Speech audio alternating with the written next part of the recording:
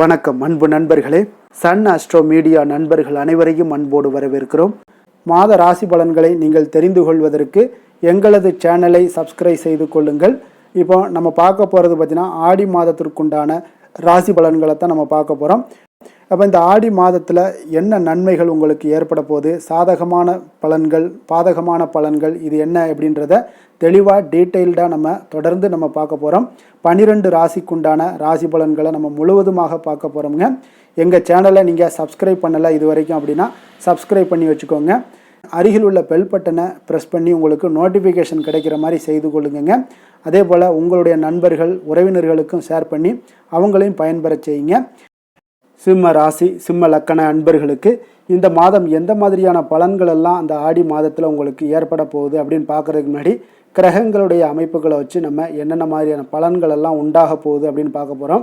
அப்போ இந்த 2026ஆம் ஆண்டிற்குண்டான ஆடி மாதத்தில் ஜூலை 17 ஆகஸ்ட் 17 வரைக்கும் இந்த சிம்மராசிக்காரர்களுக்கு கிரகங்களுடைய சஞ்சாரத்தின்படி பார்த்தீங்கன்னா நீங்கள் திட்டமிட்டு செயல்பட வேண்டிய ஒரு மாதமாக இருக்குங்க.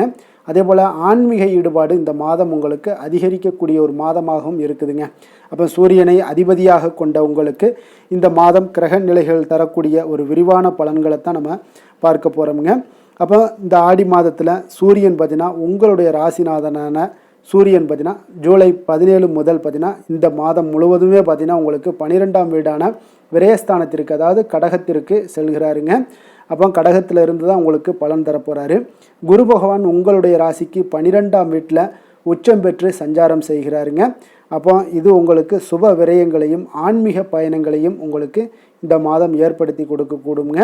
ராகு கேது பார்த்தீங்கன்னா ராகு வந்து களத்திரஸ்தானமான 7ஆம் வீட்லேயும் கும்பத்தில் பயணம் செய்கிறாரு. கேது உங்களுடைய ராசியிலேயே 1ஆம் வீட்டில் சஞ்சாரம் செய்கிறாருங்க. சனீஸ்வரன் பார்த்தீங்கன்னா அஷ்டமஸ்தானமான 8ஆம் வீட்டில், அதாவது மீனத்தில் சஞ்சரித்து ஜூலை 27க்கு அப்புறம் வக்கர நிலையை அடைகிறாருங்க. இது வந்து அஷ்டமச்சனியினுடைய காலமாக இருக்குங்க சிம்மராசிக்காரர்களுக்கு. செவ்வாய் வந்து உங்களுடைய ராசிக்கு 10ஆம் வீடான தொழில் ஸ்தானத்தில் ரிஷபரத்தில் உங்களுக்கு சஞ்சரிக்கிறாருங்க. அப்போ இந்த கிரகங்களுடைய வாய்ப்புகளை வச்சு இந்த நம்ம பலன்கள் பார்த்தோம் அப்படின்னா தொழில் உத்தியோகம்லாம் உங்களுக்கு எப்படி இருக்க போகுது அப்படின்னு பார்த்தீங்கன்னா 10ஆம் வீட்டில் செவ்வாய் வந்து வலுவாக இருப்பதால் தொழில் வியாபாரத்தில் உங்களுக்கு புதிய ஆர்டர்கள் இதெல்லாமே கிடைக்கக்கூடிய ஒரு வாய்ப்பும் இருக்குங்க. அதே போல் கடின உழைப்பால் உங்களுடைய இலக்குகளை எளிதாக அடைவீங்க. ஆனால் பார்த்தீங்கன்னா 8ல் சனி வக்கரம் அடைவதாலும் 7ல் ராகு இருப்பதாலும் பார்த்தீங்கன்னா உங்களுக்கு கூட்டுத் தொழில், அதாவது பார்ட்னர்ஷிப், கூட்டாளிகளுடன் கருத்து வேறுபாடுகள் வரதுக்குண்டான வாய்ப்புகள் நிறையாக காணப்படுது. அதனால் கொஞ்சம் கவனமுடன் இருங்க. உத்தியோகத்தில் இருப்பவர்களாக இருந்தீங்கன்னா மேல் அதிகாரிகளுடன் நீங்கள் பேசும்போது உங்களுடைய வார்த்தைகளில் நிதானத்தை கடைபிடிப்பது மிக நல்லதுங்க. நிதி நிலைமை, இந்த சுப விரயங்கள், ஃபைனான்ஸ் ரீதியான விஷயங்கள் உங்களுக்கு எப்படி இருக்குது அப்படின்னு பார்த்தீங்கன்னா இந்த மாதத்தில் 12ல் வந்து சூரியன் உச்சகுருவுடன் இணைவதால் இந்த மாதம் பார்த்தீங்கன்னா உங்களுக்கு சுப செலவுகள், அதாவது சுப விரயங்கள் உங்களுக்கு அதிகமாக கூடுங்க. வீடு கட்டுற விஷயங்கள், பூர்வீக சொத்துக்களை புதுப்பிக்கிற விஷயங்கள் அல்லது சுப நிகழ்ச்சிகளுக்காக நீங்கள் பணம் செலவிடக்கூடிய ஒரு சூழ்நிலைகள் எல்லாமே நேரிடுங்க. வருமானத்திற்கு பார்த்தீங்கன்னா பற்றாக்குறை இருக்காது என்றாலும் ஆடம்பர செலவுகளை இந்த மாதம் கட்டுப்படுத்துவது மிக அவசியம்ங்க. யாருக்கும் பெரிய தொகைகளை நீங்கள் கடனாக கொடுக்க வேண்டாமுங்க. அதே போல் குடும்பம், உறவுகள் விஷயங்களில் பார்த்தீங்கன்னா இந்த மாதம் ஆடி மாதத்தில் ராசியில் உங்களுக்கு கேதுவும் 7ல் ராகுவும் இருப்பதால் கணவன் மனைவிக்கிடையே பார்த்தீங்கன்னா சிறு சிறு வாக்குவாதங்கள் வந்து நீங்கக்கூடிய ஒரு காலமாக இருக்குங்க. அப்போ ஒருவரை ஒருவர் விட்டு கொடுத்து செல்லுங்க இந்த காலங்கள், அது மிக நல்லது. பிள்ளைகளுடைய உயர்கல்வி அல்லது வேலைவாய்ப்பு நிமித்தமாக சில செலவுகள்லாம் செய்ய வேண்டியிருக்குங்க. உறவினர்களிடம் பார்த்தீங்கன்னா குடும்ப ரகசியங்களை பகிர்வதை இந்த காலகட்டங்களில் நீங்கள் தவிர்ப்பது மிக நல்லதுங்க. ஆரோக்கியம் சார்ந்த விஷயங்களில் இந்த மாதம் பார்த்தீங்கன்னா ஆடி மாதத்தில் உங்களுடைய ராசிநாதன் சூரியன் 12ல் மறைவதாலும் அஷ்டமச்சனியினுடைய தாக்கம் இருப்பதாலும் உடல் ஆரோக்கியத்தில் கூடுதல் கவனமாக இருக்க வேண்டிய ஒரு மாதமாக இருக்குங்க. கண் எரிச்சல், ஒற்றை தலைவலி, எலும்பு மற்றும் வயிறு சம்பந்தமான சில உபாதைகள் எல்லாமே உங்களுக்கு வரலாமுங்க. அதனால் ஆரோக்கியத்தில் மிக கவனமாக இருங்க. வாகனங்களில் செல்லும் பொழுதும் சரி, இரவு நேர பயணங்களையும் இந்த காலகட்டங்களில் மிக எச்சரிக்கையுடன் இருங்க, கவனமாக இருங்க. இரவு நேர பயணங்களை தவிர்த்துருங்க. இதெல்லாம் உங்களுக்கு இந்த மாதம் உங்களுக்கு நன்மைகளை தருங்க. அப்போ மகம் நட்சத்திரத்தில் பிறந்த உங்களுக்கு, அதாவது கேதுவினுடைய ஆதிக்கம் நிறைந்தவர்களுக்கு ராசியில் இருக்கக்கூடிய நட்சத்திரநாதன் கேதுவால் ஆன்மீக நாட்டம் உங்களுக்கு இந்த மாதம் அதிகரிக்குங்க. மன அமைதிக்காக தியானம், யோகா போன்றவற்றில் நீங்கள் ஈடுபடுவீங்க.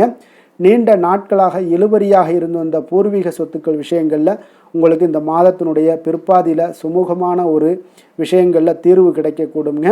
அதே போல் இந்த காலகட்டங்களில் நீங்கள் எச்சரிக்கையாக இருக்கணும் அப்படின்னு நினச்சிங்கன்னா புதிய மனிதர்களை நம்பி முக்கிய பொறுப்புகளை நீங்கள் ஒப்படைக்க வேண்டாமுங்க மகம் நட்சத்திரத்திற்காரர்கள். அதே போல் பூரம் நட்சத்திரக்காரர்கள் பார்த்திங்கன்னா சுக்கிரனுடைய ஆதிக்கம் நிறைந்தவர்களுங்க. அப்போ கலைத்துறை ஊடகத்துறைகளில் இருப்பவர்களுக்கு புதிய வாய்ப்புகள் உங்களுக்கு தேடி வரும்னே சொல்லலாமுங்க. ஆடை ஆபரணங்கள் வீட்டு உபயோகப் பொருட்கள் இதெல்லாம் வாங்கி மகிழ்ச்சி அடையக்கூடிய ஒரு காலமாக இருக்குங்க. அதனால் இந்த காலகட்டங்களில் நீங்கள் வீட்டு சம்மந்தப்பட்ட விஷயங்களில் பொருட்களில் விரைய செலவுகள் எல்லாம் ஏற்படுங்க. வியாபாரத்தில் உங்களுடைய போட்டிகளை எல்லாம் சமாளித்து ஓரளவுக்கு லாபத்தை காணக்கூடிய ஒரு வாய்ப்பு இந்த மாதம் காணப்படுது. புதிய சொத்துக்கள் வாங்கக்கூடிய முயற்சிகள்லாம் உங்களுக்கு சாதகமான ஒரு சூழல் எல்லாம் உண்டாகுதுங்க, பயன்படுத்தி கொள்ளுங்க. அதே போல் இந்த பூரம் நட்சத்திரக்காரர்கள் எச்சரிக்கையாக யார்கிட்ட இருக்கணும் அப்படின்னு பார்த்தீங்கன்னா வெளிவட்டார பழக்க வழக்கங்களில் உங்களுடைய தனிப்பட்ட விஷயங்களை எல்லாம் பேசுவதை இன்றைய காலகட்டங்களில் தவிர்ப்பது மிக நல்லது. உத்திரம் நட்சத்திரம் 1ஆம் பாதத்தை உள்ளடக்கிய சூரியனுடைய ஆதிக்கம் நிறைந்த நட்சத்திரக்காரர்களுக்கு உங்களுடைய நட்சத்திரநாதன் சூரியன் பார்த்தீங்கன்னா 12ல் இருப்பதால் வெளியூர் அல்லது வெளிநாடு தொடர்பான வேலை வாய்ப்புகள் எல்லாமே உங்களுக்கு தேடி வரக்கூடிய ஒரு வாய்ப்பும் இருக்குது. உத்தியோக விஷயங்களில் அரசு துறைகளில் இருந்தீங்கன்னா பணிபுரிபவர்களுக்கு வேலைப்பளு கூடினாலும் உங்களுடைய திறம்பட செய்து அதை எளிதாக முடிச்சிருவீங்க. தந்தையினுடைய உடல் நலத்தில் நல்ல ஒரு முன்னேற்றங்கள் ஏற்பட காண்பீங்க. அப்போ நீங்கள் எச்சரிக்கையாக இருக்கக்கூடிய விஷயங்கள் என்ன அப்படின்னு பார்த்தீங்கன்னா அவசரப்பட்டு எந்த ஒரு புதிய முதலீடுகளையுமே இந்த மாதத்தில் நீங்கள் செய்ய வேண்டாமுங்க. அப்போ இந்த ஆடி மாதத்தில் சிம்மராசிக்காரர்கள் நீங்கள் எளிய பரிகாரமாக ஏதாவது செய்யணும், அஷ்டமச்சனியினுடைய தாக்கம் தடைகள் எல்லாம் நீங்கணும் அப்படின்னா சனிக்கிழமைகளில் சனி பகவானுக்கு எல் தீபம் ஏற்றி வழிபடுவதும் காலபைரவருக்கு அர்ச்சனை செய்வதும் நற்பலன்களை ஏற்படுத்தி தருங்க. ஆரோக்கியம் மற்றும் மன அமைதிக்கு ஞாயிற்றுக்கிழமையில் காலையில் சூரிய நமஸ்காரம் செய்து சிவபெருமானுக்கு செவ்வரளி மலர் சாற்றி வழிபடுவது மிக நன்மைகளை ஏற்படுத்தி கொடுக்குங்க.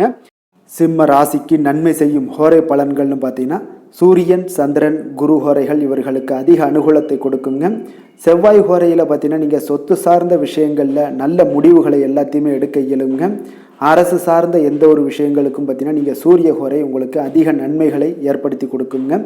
கொடுத்த வாக்கை காப்பாற்ற நினைத்திடும் சிம்மராசி அன்பர்களே, உங்களுடைய ராசிநாதனாக பார்த்தீங்கன்னா சூரிய பகவான் விளங்குகிறாருங்க. அப்போ நீங்கள் சூரிய நாராயணனை வழிபட்டீங்கன்னா நல்லது உண்டாகுங்க.